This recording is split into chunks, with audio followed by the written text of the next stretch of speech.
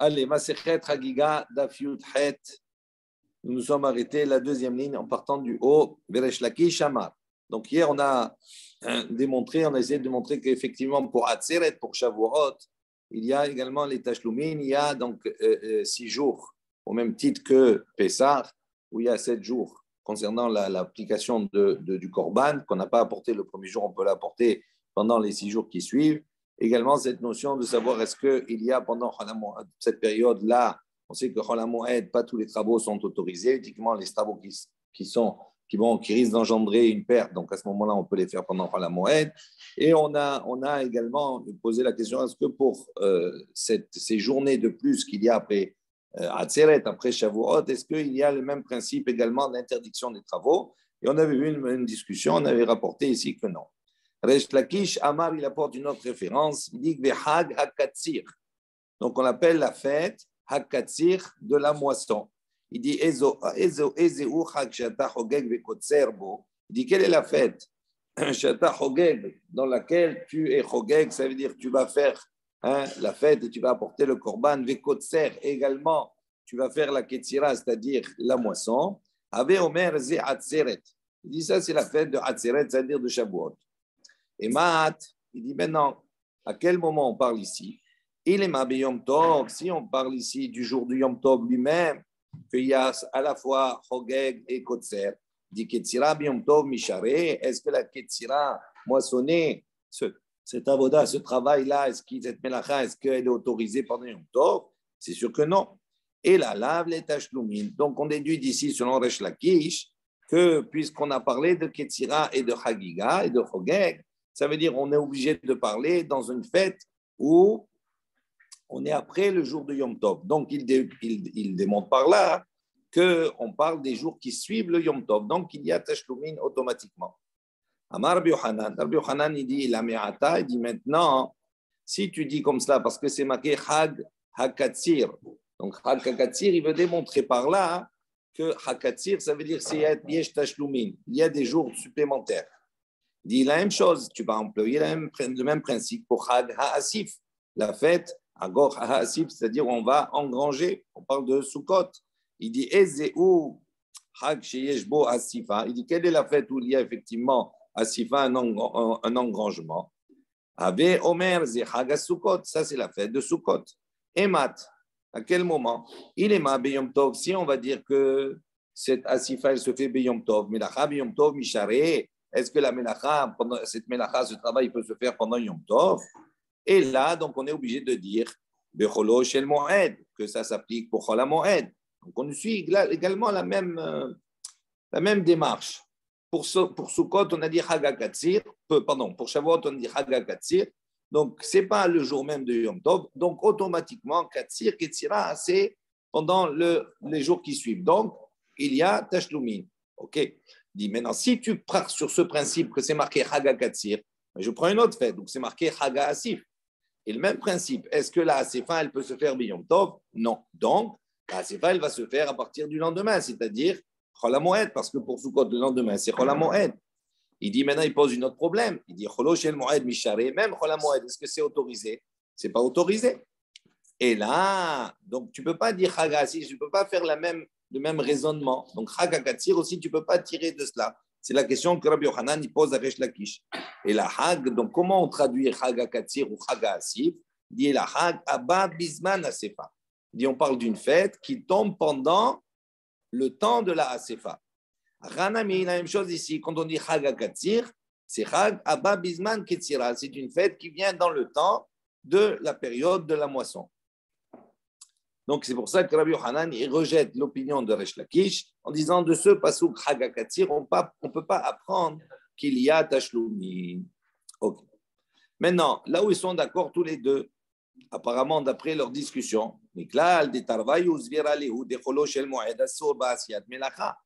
donc il semblerait que les deux, que Rabbi Yochanan, puisqu'il lui oppose, il lui dit mais la Sifa, est-ce qu'elle peut se faire Becholo Shel Moed?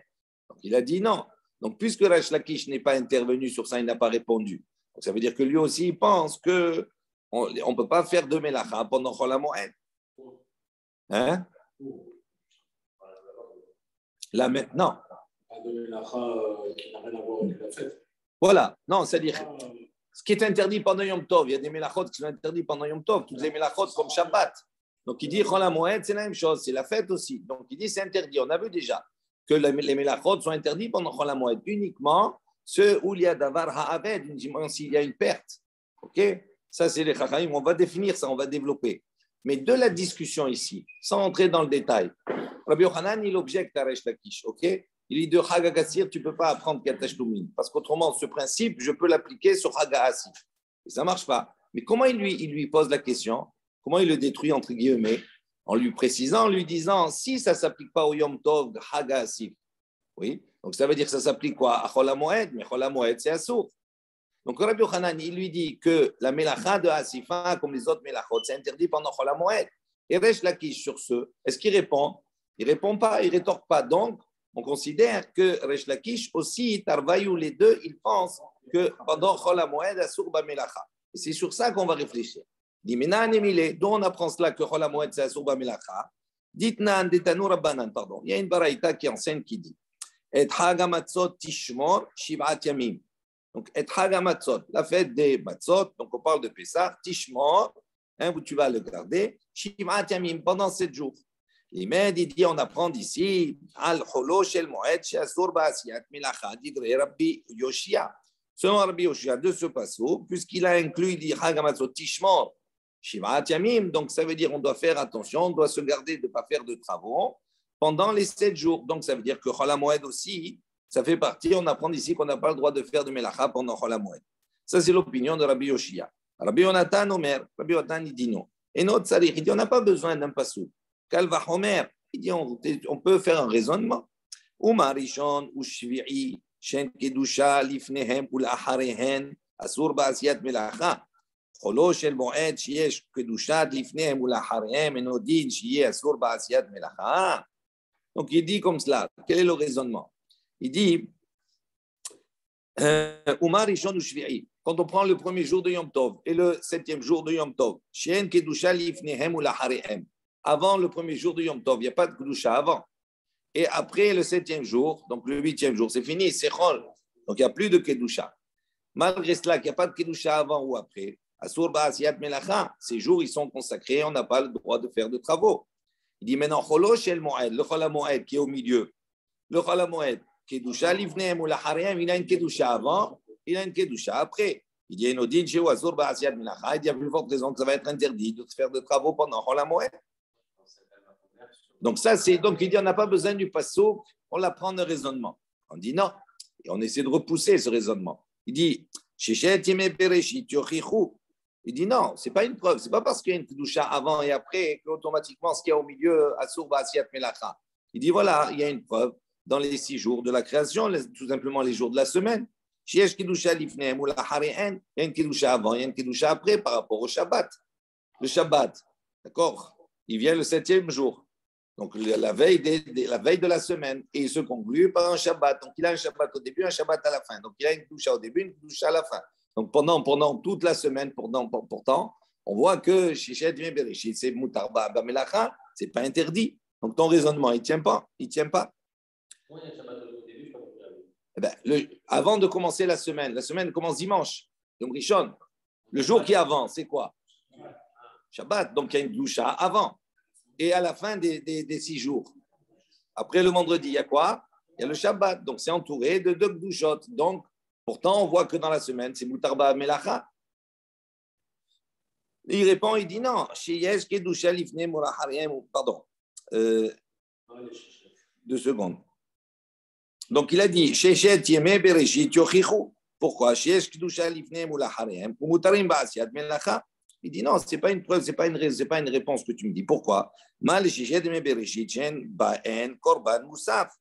Il dit la différence, elle est majeure. Il dit pendant les 6 jours de la semaine. Il n'y a pas dans ces jours-là un korban moussaf qui signifie la gdusha des jours. Donc en revanche, Thomas, Becholo, Shel Moed, Shesh, Boum, korban moussaf, pendant Chol HaMoed, il y a korban moussaf. Donc on voit que ça marque que ces jours ils sont différents des autres. Donc c'est pour ça que là-bas, pendant ces jours, Asur Ba'asiyat Melacha. Alors il dit à ce moment-là, Rosh Chodesh Yochiyach. Rosh Chodesh lui-même, c'est une preuve que non, que ça ne tient pas debout ton raisonnement. Sheshbo Korban Moussaf, Moutar Ba'asiyat Melacha. Il dit, malgré qu'il y ait Korban Moussaf pendant Rosh Chodesh, on voit que ce n'est pas un jour où il est interdit de travailler. Donc, ce n'est pas parce qu'il y a un Korban Moussaf que ça devient interdit de travailler. Il dit non, mal Rosh Chodesh, Yen Karouy Mikra Kodesh. Il dit non, Rosh Chodesh, ce n'est pas la même chose. C'est que Rosh Chodesh, effectivement, il a un Korban Moussaf, mais il n'est pas appelé Kodesh, on ne l'a pas sanctifié ce jour. Tandis que le Chol HaMoed, il est appelé Mikra Kodesh, il est appelé sanctifié. Donc, il dit donc, il a prouvé ici son raisonnement que non seulement il est entouré de Gdushot, on a voulu les éliminer cette preuve, on a dit mais non, il a un élément supplémentaire, c'est qu'il y a un Korban Moussaf. On a voulu repousser cet élément-là par rapport au Rosh Chodesh, et en fin de compte, il conclut en disant oui, mais tous ces éléments-là, un à côté de l'autre, plus le dernier élément, c'est que Chol HaMoed, il est Mikra et Kodesh, c'est appelé Kodesh, on le sanctifie, donc c'est pour ça que c'est Asur Basiyat Melacha. Donc ça, on a vu la marloquette entre Rabbi Yoshia et Rabbi Yonatan. Rabbi Yoshia, il apprend un pasouk. Rabbi Yonatan, il a dit on n'a pas besoin du pasouk. Il apprend par un raisonnement. Tanya Idar, il y a une autre baraïta qui dit Kol melechet avoda lo ta'asu. Rashi dit Kol melechet avoda lo ta'asu vesamich le shim'at yeme takrivu ishel Hashem. Donc on voit ici Kol melechet avoda pendant tout travaux. Lo ta'avu, vous ne ferez pas. Mais Samir Le, Rashi dit, on est juste avec ça, on a rapproché le pasouk, Shiv'at Yamim Takriv Ishel Hashem. Pendant 7 jours, vous allez apporter un Korban Tamid, etc. pour Akadosh Baruch. Il dit, l'Imed, on apprend de cette juxtaposition de ce pasouk, Al-Holo Shel Moed, Shel Asur Ba'asiyat, Divrei Rabbi Yossi HaGalili. Sur Rabbi Yossi HaGalili, on apprend ici que c'est interdit de travailler pendant Chol HaMoed. Puisque Kol Melechat Avoda Lo Ta'asu, et après Shiv'at Yamim. Donc, on voit que le Ta'asu, il s'applique également au Shivat Yamim à tout Chol HaMoed, pour Sukkot. Rabbi Akiva Omer, Rabbi Akiva il dit, Eno Tzarir, on n'a pas besoin.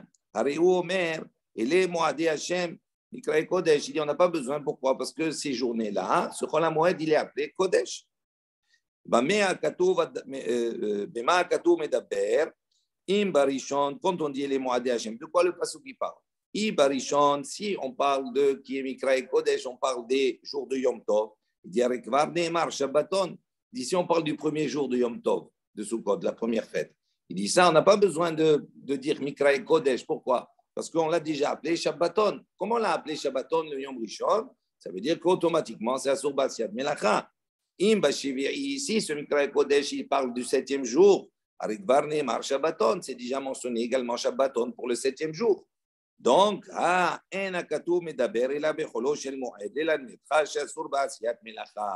donc, selon cette deuxième baraïta, on voit d'ici que quoi? Que puisque ces jours ils sont plus Mikra et Kodesh, ça veut dire on les a appelés Kodesh, on les a sanctifiés, d'accord? Et on a dit tu n'as pas le droit de travailler. Ça ne concerne ni le premier jour ni le dernier parce qu'on les a appelés Shabbaton. Donc, ça concerne automatiquement le Chol HaMoed. Et d'ici, on apprend que Chol HaMoed Asur Ba'asiyat Melacha. Tanya Ida, il y a une troisième référence, une troisième baraïta. Sheshet Yamim Tochal Matzot, Ubayom HaShivi'i Atzeret Lashem. Donc c'est marqué à propos de Pessah, Sheshet Yamim Tochal Matzot, durant 6 jours, tu mangeras des matzot, Ubayom HaShivi'i, et le 7e jour, Atzeret Lashem. Ce sera un arrêt pour Hashem, Atzeret. Ma'ashivi'i Atzor, il dit de la même manière que le 7e, Atzor, c'est-à-dire on va s'arrêter de faire des melachot.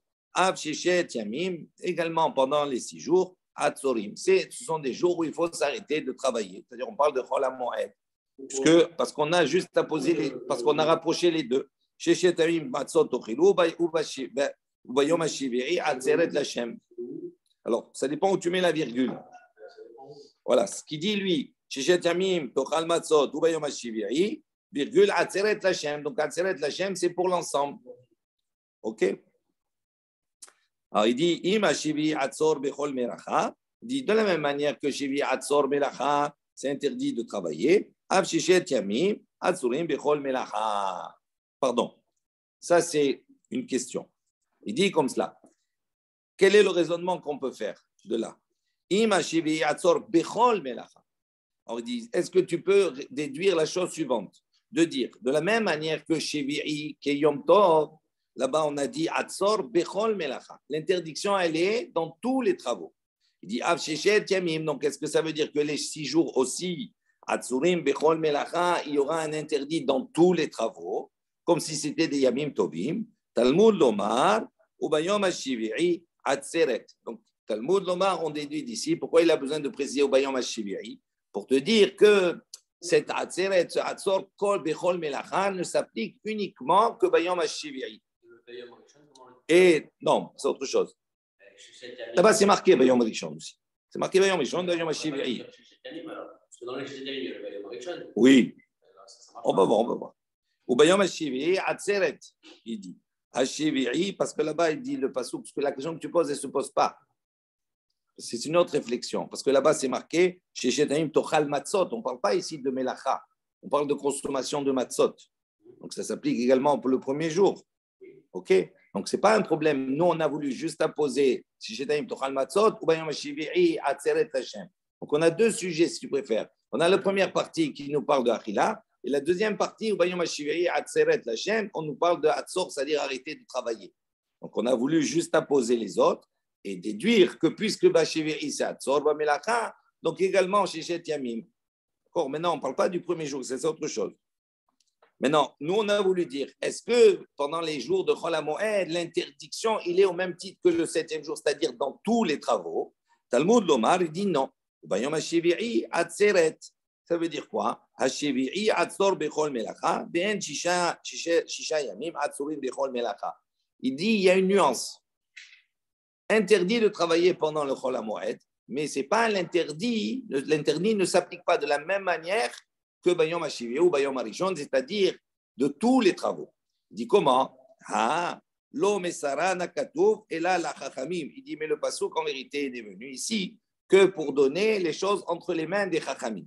Pour l'Omar Lecha, pour te dire, Ezeu Yom Asur, Ezeu Yom Mutar, Ezeu Melacha Asura, Ezeu Melacha Muteret. Ça veut dire que les Chachamim vont avoir entre les mains, d'accord, à gérer, on va dire, quel est le jour permis, quel est le jour qui est interdit, quel type de Melacha qui est permis, quel type de travail qui n'est pas permis. Comme on avait défini précédemment, on a dit les Melachot qui sont autorisés pendant Chol HaMoed, c'est uniquement les Melachot où il y a Davar HaAbed, c'est-à-dire des choses qui risquent de se perdre, où il y a une perte. D'accord? Mais ça, le passouk est venu donner ça, la gestion de tout cela entre les mains des Chachamim.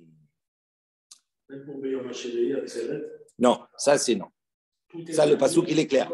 Ou Bayom HaShiv'i, Atzeret Lashem. Toutes les Melachot. Pourquoi? Parce que dans le 7e jour, c'est pas coupé. Bien sûr. Si c'est Yom Tov, bien sûr. Si c'est Yom Tov, oui. Oui, ça c'est la Torah qui le donne, ça c'est pas les Chachamim. C'est Chachamim, ça? Non, c'est la Torah. Ochel Nefesh, ça c'est un passouk de la Torah. Ça c'est ça s'appelle Ochel Nefesh, tout ce qui est lié à ça. Oui. C'est la Torah? Bien sûr. Non, jamais de la vie, c'est un passouk de la Torah. Je ne parle pas de fumer. C'est pas Ochel Nefesh, c'est un passouk de la Torah. Kol melachot asurot, à part les melachot que la Torah permet, c'est dire Ochel Nefesh, mais ça, ce n'est pas une gestion des Chachamim. Ça, c'est la Torah elle-même, même qui permet. Mais Kol melachot asurot, ça veut dire quoi? C'est Atzeret, ça veut dire que c'est un jour qui est considéré comme Shabbat. On avait vu En Ben Yom Tov les Shabbat et là, Ochel Nefesh. Rappelez-vous cette Mishnah. Rappelez-vous. Donc on a dit. Oui, c'est sûr, mais ça pose problème. Pourquoi?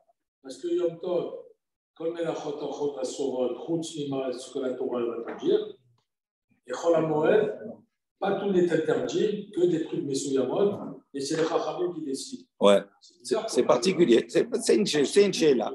C'est une question, effectivement. Il y a un Tosfot, etc. Tout cela, c'est effectivement, c'est un peu particulier. Quelque chose qui, je referme la parenthèse, je ne vais pas rentrer dans cela maintenant, c'est à étudier après. Mais effectivement, on est dans un cadre où quelque chose qui est interdit Minatora, est-ce que effectivement les Melachot sont interdits Minatora pendant Chol HaMoed, qui semble être le cas selon certains, et particulièrement le paradoxe, c'est que c'est quelque chose qui est interdit par la Torah, mais qui est à donner à gérer entre les mains des Chachamim. Effectivement, tu as bien vu la question. On continue. On revient à la Mishnah. On a dit dans la Mishnah, Mutarim be'esped l'ta'anit shelo yekayem et divrei Am. Hein? Ouais. Alors,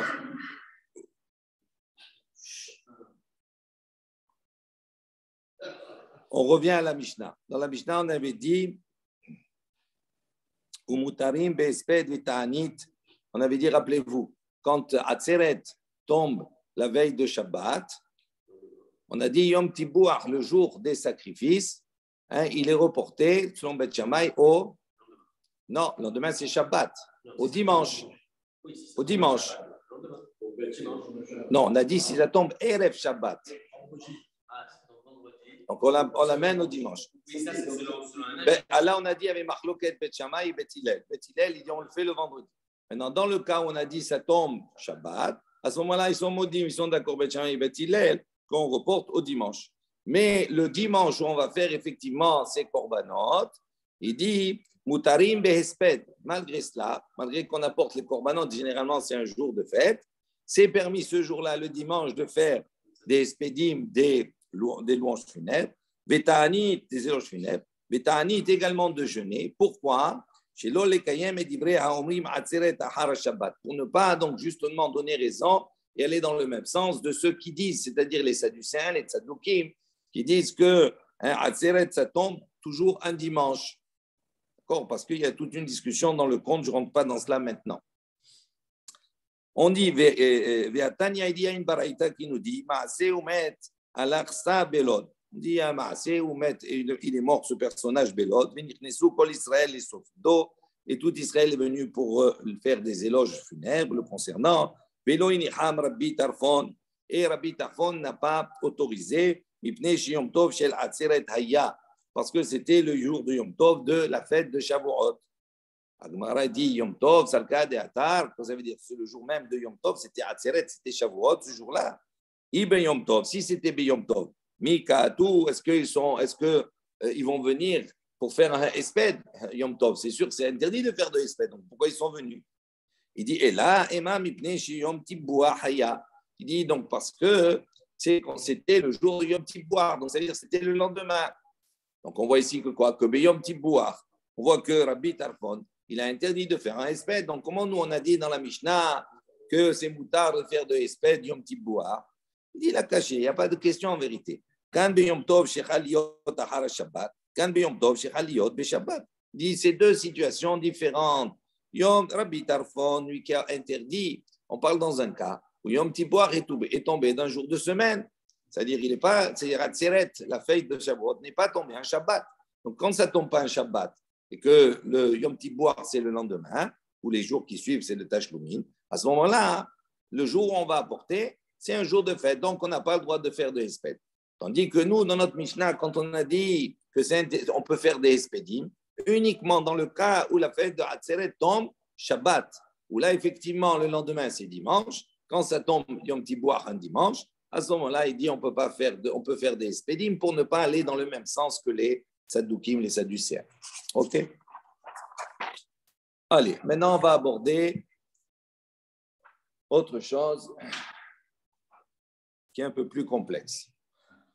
On va rentrer dans ce qu'on appelle Tum'a V'Tahara. D'accord? Donc, ça va être au début, vous allez voir qu'il n'y a pas tellement de relation apparemment, mais avoir une relation avec le Régel, également avec les fêtes. Alors, rappelez-vous, je rappelle quelques petites règles. On va voir ici dans la Mishnah, on va voir qu'il y a un degré dans les éléments, dans la Gdusha.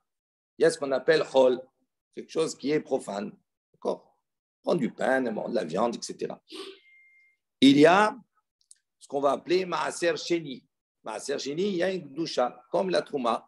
Il y a un certain Gdusha, il y a un niveau de Gdusha, c'est une Gdusha supérieure. Après, au-dessus de Maaser Sheni, il y a Trouma. La Trouma, c'est le prélèvement qu'on fait pour donner au Kohanim. D'accord? La Gdusha supérieure à la Trouma, c'est quoi? Kadashim, c'est-à-dire les korbanot. Et le niveau supérieur au korbanot, c'est Hatat. C'est quoi Hatat? Mais Hatat. C'est les eaux, d'accord, qu'on utilise pour purifier quelqu'un qui est rentré en contact avec un mort. OK? Maintenant, ça, c'est un premier point. Deuxième chose, dans la notion de Tum'a et Tahara, donc quand on s'impurifie, il y a ce qu'on avait vu, Avi Avota Tum'a, l'élément, la source même de l'impureté, qui est par exemple la plus importante, c'est un mètre. Quelqu'un qui va toucher un mètre, il devient Avatum'a. Donc, il est le père de l'impureté. Maintenant, ça, on va partir de Avatouma, on va partir du plus simple pour le moment. Donc, la personne, il est la source d'impureté. Si quelqu'un, donc le Avatouma, il peut transmettre son impureté à un homme ou à des kélim, à des ustensiles. Donc, l'homme ou le kéli, il devient Rishon la Touma, ou bien Vladatuma. Vladatuma, ça veut dire l'enfant de la Touma. Donc, le Rishon, c'est le premier niveau. Le Rishon, il peut transmettre sa Touma pour devenir Sheni la Touma à des nourritures et à des boissons, mais pas à d'autres hommes, pas à d'autres kélim. On va voir après, il y a des exceptions. Maintenant, la Touma, dans ce cadre-là, s'arrête à Sheni, elle ne peut pas aller plus loin.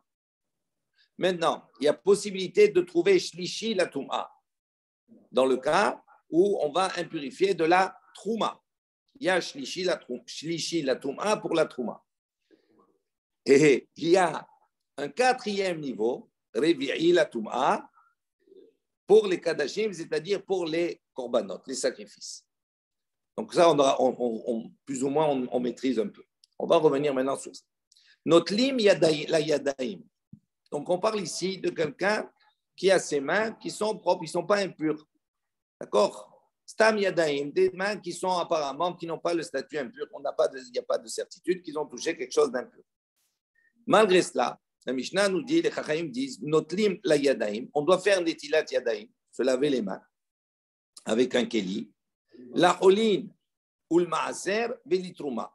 Si la personne elle veut manger quelque chose qui est chol, un morceau de pain quelconque, ou bien Maaser Sheni, elle veut manger Maaser Sheni, ou bien Trouma, si c'est un Kohen. À ce moment-là, même si les mains ne sont pas considérées comme impures, il doit quand même faire Netilat Yadayim avec un keli avant de consommer. Non, il n'y a pas de bracha. On ne parle pas de bracha. On ne rentre pas à bracha. On parle ici de purifier. Ensuite, Vela Kodesh, Matbilin. En revanche, ils ont été plus exigeants. Si maintenant la personne veut manger quelque chose qui est Kadashim, qui est du Korban, ça ne suffit pas de se laver les mains avec un keli. Matbilin, ils doivent tremper les mains dans un mikvé de Arba'im Sea. Vela Hatat, maintenant, s'ils veulent maintenant utiliser, toucher Hatat, mais Hatat, ces eaux-là dans lesquelles on a les cendres de la para Adouma. À ce moment-là, donc c'est un niveau qui est supérieur, on nous dit Im nitme'u yadav, si maintenant ses mains se sont impurifiées, d'accord, on va voir des situations où il peut y avoir que les mains qui s'impurifient. Selon les Chachamim, Tum'at Chachamim, comme on avait vu dans ma Sechet Shabbat, par exemple, on a dit quelqu'un qui touche un Sefer Torah, voilà, il y a Daim Haskaniot, ou bien on a touché des parties de son corps, etc., qui sont cachées. On a dit les mains à ce moment-là ont une impureté, mais qui est de Rabbanan. Il dit concernant le Hatat, Im nitme'u yadav, si ses mains se sont impurifiées que les mains, à ce moment-là, nitma gufo. On considère que tout l'ensemble du corps est impur. Et donc, il devra, d'accord, se tremper au mikvé entièrement. OK, jusque-là? On va reprendre tout ça dans la Gemara. Maintenant, deuxième partie. Taval les holin. Si maintenant c'est quelqu'un, d'accord, s'est trempé, a trempé ses mains, les holin, pour manger quelque chose qui est chol, comme on a vu au début. Urzak les holin.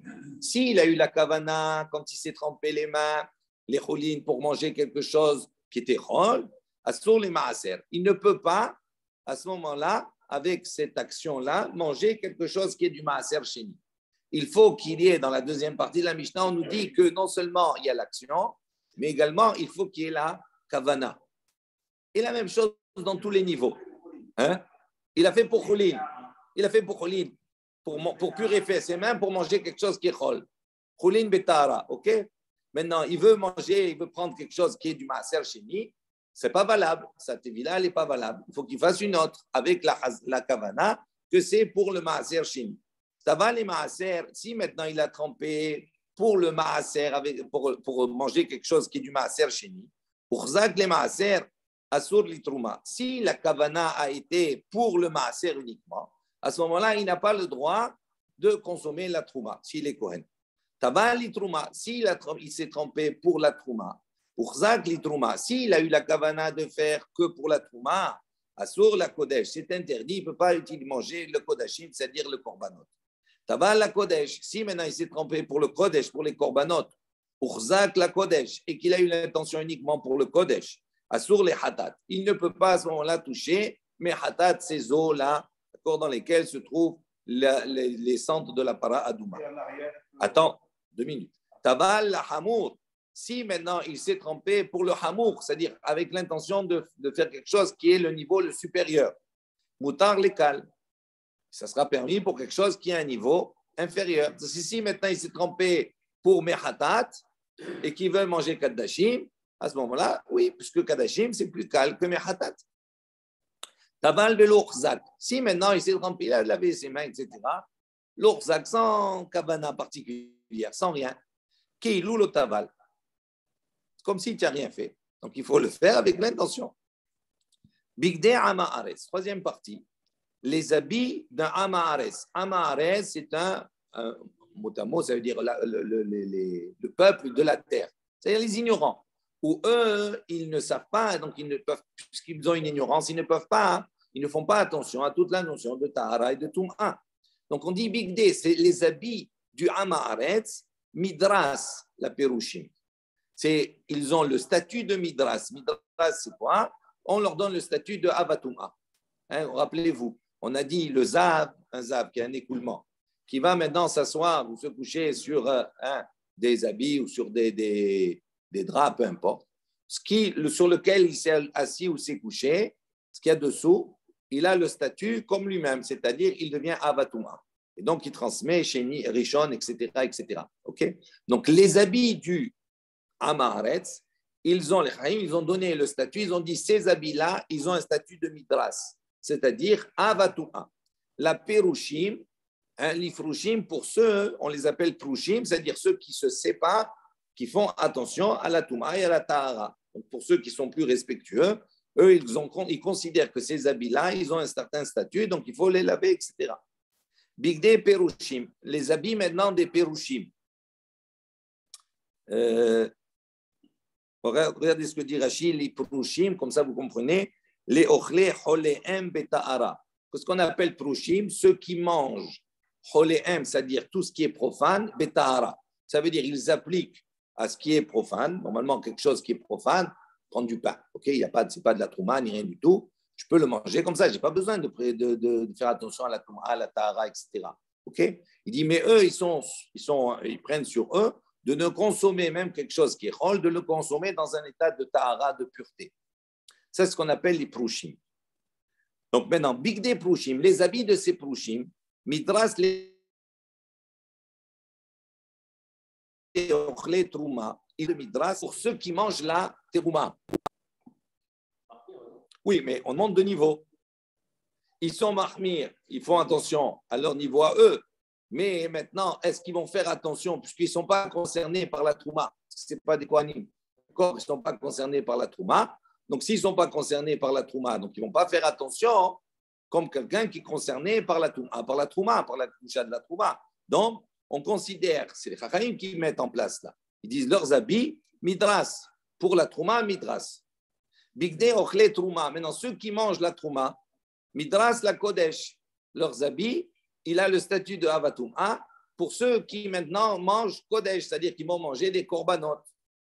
Bigde kodesh, midras, les hatat. Et ceux qui mangent les korbanot, eh leurs habits également, ils ont le statut de Avatuma. Pour ceux qui maintenant vont devoir toucher, prendre, utiliser, mais hatat. Oui, mais tu fais attention à ton niveau à toi. En vérité, c'est logique. Pourquoi? Parce que si tu as un niveau supérieur à chaque fois, c'est-à-dire qu'est-ce qui fait que le niveau est supérieur à chaque fois? Donc ça veut dire que tu vas avoir besoin d'avoir une attention particulière à chaque fois.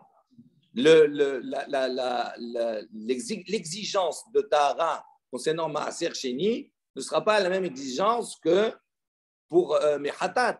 Donc, si toi maintenant tu es dans un ensemble, oui, tu parles du Maaser Sheni, ben toi maintenant tu vas agir par rapport à cela pour t'autoriser à manger Maaser Sheni. Mais peut-être que les exigences qui te permettent de manger Maaser Sheni ne sont pas les mêmes exigences qui te permettent d'utiliser Mehatat.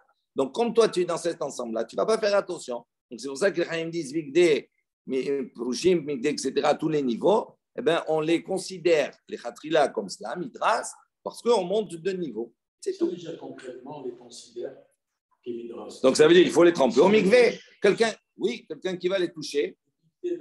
Donc, quelqu'un qui va les toucher, il va devenir Rishon. Et donc, s'il devient Rishon, il va devoir se tremper lui et ses habits. D'accord. Est-ce que les piliers des Amaharetz, ils sont kémidras pour les Kohanim, par exemple, si on saute les étapes? À plus forte raison. Ou c'est que Bien sûr. Si déjà pour le premier niveau qui est au-dessus, il est midras, à plus forte raison pour Mehatat ou pour Kadashim. Midras, oui, c'est évident. Mais c'est-à-dire le chidouche ici, c'est pas le Hamaharetz, parce que toi tu me dis, si était parti que du Hamaharetz, j'aurais compris comme il a posé la question à Albert. L'Hamaharetz, il ne connaît pas le Tahara Touma. Donc j'aurais pu penser que les Pouchim et que les autres, ça va, ils savent ce que c'est Tahara Touma, donc on n'a pas besoin d'être aussi exigeant. Il dit non, à chaque fois qu'on monte de niveau, on est exigeant pour le niveau supérieur. Donc à l'envers, ça ne marche pas. Non. Qu'est-ce que ça veut dire à l'envers? Les piliers des Trouma, les piliers des Kohanim. Ah non. Ils ne sont pas midras. Eh non. Oui, c'est logique. Et qui peut le plus, peut le moins. Mais l'inverse, non. On termine la Mishnah. Yosef ben Yoézer, Haya Hassid, Sheba Kehuna. On dit que Yosef ben Yoézer, c'est un Hassid. Haya Hassid, on l'a vu dans la Mishnah précédente. Haya Hassid, Sheba Kehuna. C'était un Hassid parmi les Kohanim. Veïta mitpahto. Midras la Kodesh. Et malgré cela, sa mitpahat, c'est-à-dire la serviette avec laquelle il s'essuyait, etc., avait le statut de Midrash de Havatum. La Kodesh, si pour manger des korbanot. Yohanan ben Gudgeda, Haya Ochel al Taharat Kodesh. Lui, il avait l'habitude de manger, même chose de Chol, de le manger al Taharat Kodesh. Il mangeait avec la même Tahara comme s'il mangeait des korbanot. Kol Yamav, durant toute sa vie, il a pratiqué comme ça.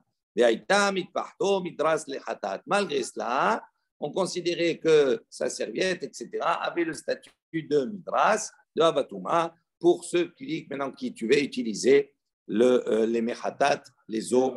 D'accord. On va voir dans la Gemara. Non, comme il a déjà dit, il a dit c'est des gens qui faisaient très attention. Ouais. On a dit malgré tout, peu importe. Ouais. On le dit maintenant.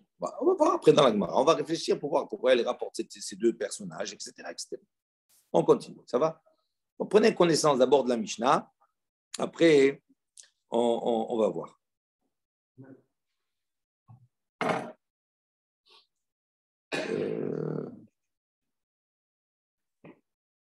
Je regarde. Ouais. On revient à la Gemara. Choulin ou Maaser. Donc, on a dit ce qui est Chol et ce qui est Maaser chez Ni, je ne traduis pas. Il dit Mi Ba'ou Netilat Yadahim. Est-ce que ça nécessite Netilat Yadahim? Au début de la Mishnah, on a dit Notlim la Yadahim. On fait Netilat Yadahim avec un Keli. La Cholin ou le Maaser ou le Trouma. Pour les Cholin, pour le Maaser et pour la Trouma. La Gemara, elle pose la question uniquement pour Chol et pour le Maaser chez Ni. Est-ce que vraiment Ba'ou Netilat Yadahim, ça nécessite Netilat Yadahim? Urminhi, pourtant on a une objection. On a ici, dans Bikurim, c'est marqué Hateruma ve Bikurim.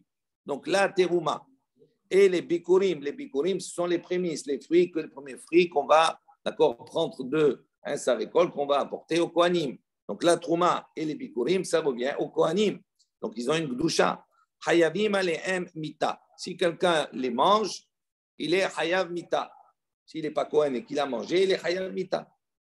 Vechomesh, et non seulement il doit maintenant, il a mangé. Donc, s'il a mangé, il faut qu'il rembourse, qu'il rembourse les éléments qu'il a mangé. Et en plus de cela, Chomesh, il doit payer 20% en plus. C'est la taxe. C'est normal. Veasur lazarim. Et donc, ce sont des éléments qui sont interdits pour les étrangers, c'est-à-dire pour ceux qui ne sont pas Kohen. Uniquement Kohanim peuvent manger Trouma et Bikurim. Vehen niske Kohen. Et ces éléments-là sont les biens des Kohanim, ça appartient aux Kohen. Ve'olin be'ehad ou me'a. Il dit maintenant, si la Trouma ou bien des Bikurim, ces fruits-là, se sont mélangés à d'autres, il dit à ce moment-là, il y a un principe de bitoul, c'est-à-dire d'annulation. Mais à partir de quand? On a dit là-bas, le niveau d'annulation, c'est 1%. Ça veut dire qu'il faut qu'il y ait 100 fois plus d'éléments non bikurim pour annuler l'élément bikurim de base. Uteonim netilat yadaim. Et ça nécessite, avant de les manger, netilat yadaim. Ve'ha'erev shemesh. Et également, si la personne, d'accord, était impure, elle doit attendre la nuit après le processus de pureté, 7 jours. Donc, elle va au mikvé et elle attend le coucher du soleil pour pouvoir la consommer. Rappelez-vous le début, la première Mishnah de Masechet Brachot. Are elu bitruma ou bikurim, machin ken bemaaser, bechol sheken becholin. Donc, il dit, on voit d'ici que quoi? Que toutes ces exigences-là, elu bitruma ou bikurim, se laver les mains, c'est uniquement, on a dit dans cette Mishnah, que pour la trouma et les bikurim. Machin ken bemaaser, donc ce qui n'est pas le cas pour le maaser chéni, puisqu'on ne l'a pas précisé. Bechol sheken becholin, il y a plus forte raison pour quelque chose qui est chol. Donc, chez là, toi, tu m'as dit dans la Mishnah qu'on doit faire, d'accord, l'anetilat yanaïm pour le choulin ou pour le maaser chéni avant de consommer. Et là, on voit que ce n'est pas nécessaire, c'est uniquement trouma et bikurim. Dit kashia maaser, maaser, kashia choulin, choulin. Donc, on a une question non seulement sur le maaser, mais une question sur le choulin. Bishlama maaser, maaser, la kashia. Donc, la question, d'abord, on va évacuer le problème du maaser sur le maaser. D'après notre Mishnah, c'est marqué maaser chéni qu'on doit faire nidiyat tzadaim. D'après cette Mishnah-là, on voit que maaser chéni, on n'a pas besoin de faire nidiyat tzadaim. Il dit là, il n'y a pas de question. Pourquoi? Rabbi Meir, Rabbanan, c'est facile. En vérité, c'est deux opinions différentes. Un, c'est l'opinion de Rabbi Meir, l'autre, c'est l'opinion de Rabbanan. Dites-nous d'où on voit. Il y a une Mishnah qui nous dit dans Para, c'est marqué comme ça. Kol ta'un biat mahim midivre sofrim. Il dit toute chose qui nécessiterait, d'accord, de se laver les mains ou de se laver, de faire une tevila, etc. Selon les paroles des Chachamim, l'institution des Chachamim, metame et à kodesh, ou posel et à teruma, ou mutar le chulin ou le maaser divrei Rabbi Meir. Chachamim osrim be maaser. Alors, on va traduire cela. Il y a plusieurs choses dans cette Mishnah, dans cet enseignement-là qui sont importantes. Donc, il dit comme ça. Toute situation de Toum'a qui est instituée par les Chachamim. On a dit, par exemple, si la personne elle a touché des Sfarim, ou bien elle a mis, on a dit Yadaim chez la dame Askaniot, les mains de l'homme sont occupées, c'est-à-dire elles vont des voies dans des endroits qui sont cachés, donc qui ne sont pas propres. Mais la propreté, ce n'est pas lié automatiquement à la Toum'a. On peut avoir les mains sales et être tahor. On peut avoir les mains propres et être tamé. Ça n'importe pas. Mais on va voir que les Chachamim vont considérer, ils vont donner à ces mains-là, d'accord, un statut de tamé. Il dit maintenant, ces mains c'est les mains qui sont tméa. Il dit malgré cela, metamé est à Kodesh ou posel est à Trouma. Alors il y a deux mots qu'il faut retenir ici qui sont importants, qu'on va retrouver. Et il faut définir ce que ça veut dire. Il y a metamé et posel. Métamé, ça veut dire impurifié, et posel, pasoul. Ça veut dire quoi? Quand on dit métamé est à Kodesh, la notion, quand on dit ça rend impur, ça veut dire que l'objet qui a été impurifié, il a la possibilité de transmettre l'impureté. Quand on dit que quelque chose, il est pasoul, posel, ça veut dire que la touma, elle s'arrête avec lui. D'accord? OK? Donc, il dit, ces mains-là, ce qui est interdit, kol ta'un biat ma'im midivre sofrim, tout ce qui est institution des Chachamim concernant la Toum'a, metame et à Kodesh, ça rend impur et à Kodesh. Ça veut dire quoi? Ça veut dire que si maintenant, moi je suis Rishon et j'ai touché un korban, la viande du korban, alors ce korban-là, il est devenu chéni. Oui, d'accord? Ou bien j'étais chéni, je l'ai rendu shlishi. Eh bien, ce korban-là, il est métamé. Ça veut dire quoi? Ça veut dire qu'il peut rendre shlishi un autre korban.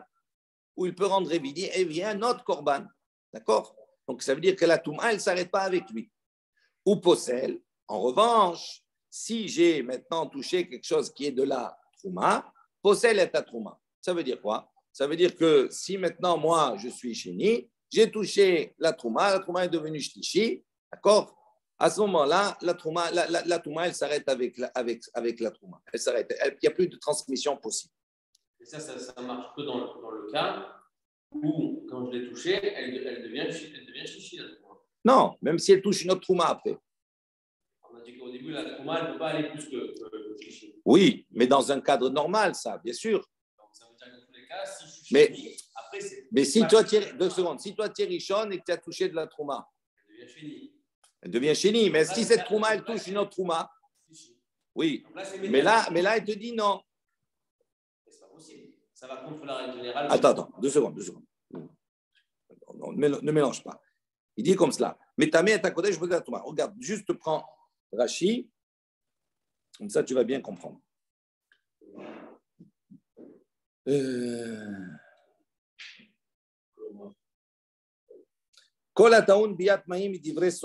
Prenez, on va faire les Rashi, comme ça vous allez un peu mieux bien comprendre parce que c'est compliqué. Kol shehu ta'or min Torah. Il dit toute chose qui est pure selon la Torah. Les Chaim ont institué sur eux quelque chose qui est impur. Tout ce qui a été mentionné dans le Masechet Shabbat, dans le premier chapitre, Dafyud Gimel Amudbet, Elu postin et atruma, ochel rishon, veochel sheni vechule. Donc il dit ça, c'est quelque chose qui rend pas sous la trouma. Ça veut dire quoi? Ça veut dire que s'il est rishon, d'accord, eh ben le rishon, la trouma, elle va toucher sheni. Là, si le sheni, si maintenant la trouma, elle touche une autre trouma, ça rend impur la trouma, mais ça s'arrête là. Ça ne va pas plus loin. On est d'accord? Il dit, Metame et Kodesh. Qu'est-ce que ça veut dire Metame et Kodesh? Chassidik Lomar, Natnu aleem tumat sheni. D'accord? On leur donne, on met sur ces éléments-là, sur ces mains, par exemple, la tumat sheni, le statut de sheni, la tumat, et sheni, Metame et Kodesh. Et le sheni, par exemple, il rend impur quelque chose qui est Kodesh. C'est des korbanot. Liot karouy, tamé, pour être appelé tamé.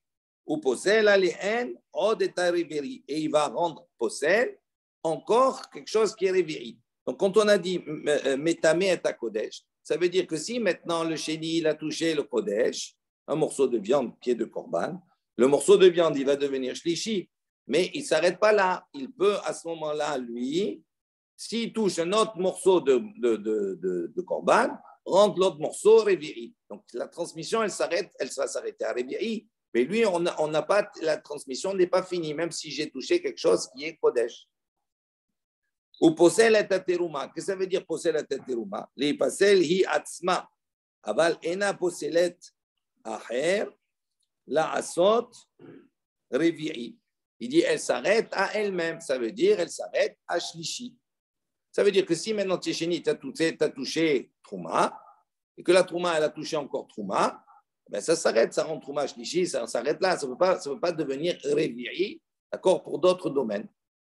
Si Shlishi touche la Trouma, elle devient elle Shlishi. Oui. Et ça s'arrête. Oui.